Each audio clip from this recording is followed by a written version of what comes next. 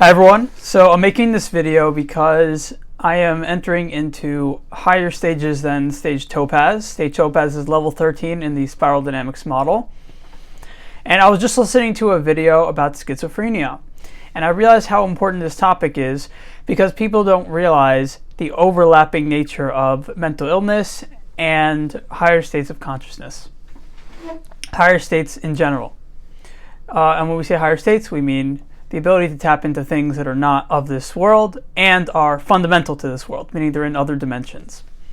So someone who's mentally ill, they'll hear different voices at times, right? Or if they're schizophrenic. But if these are not interfering with your life in some kind of anxiety-inducing way, that's when you shouldn't label it as schizophrenia, because then there's an organized process going on. So what I realized in alternate states of consciousness and when I was going through my Kundalini awakenings is that what schizophrenia is, it's this same energy causing hallucination, but it's all disorderly. It's all like out of whack.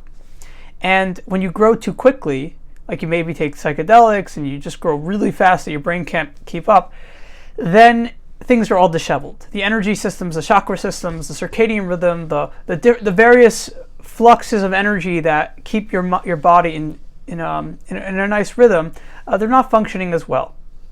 And that can mess with your ability to be seen as sane.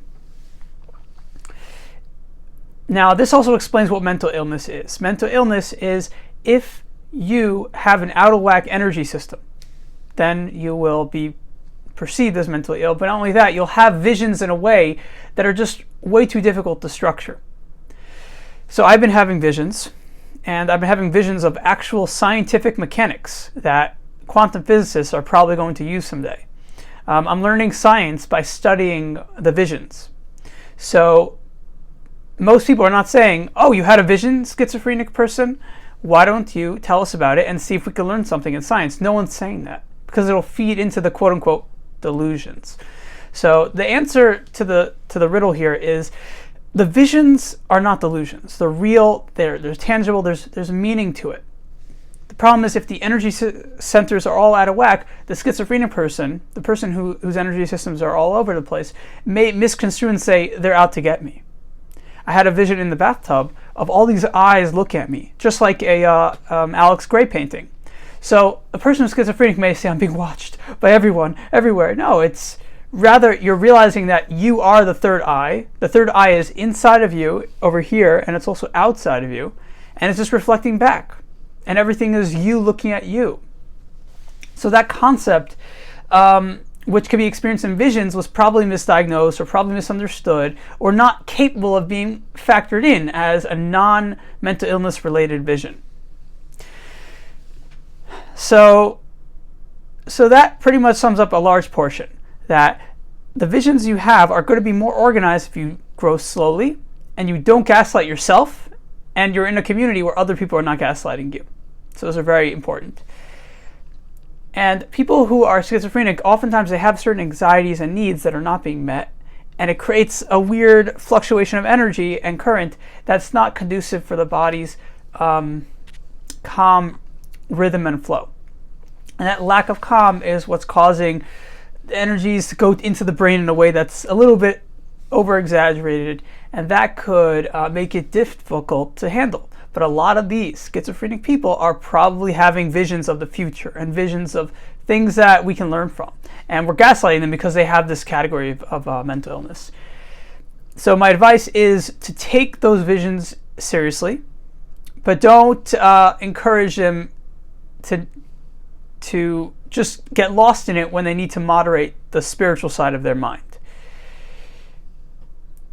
So the person who I posted on my Patreon once, there's a guy who I follow who has schizophrenia. He went into psychosis and he was talking to someone with black eyes and a yellow shirt.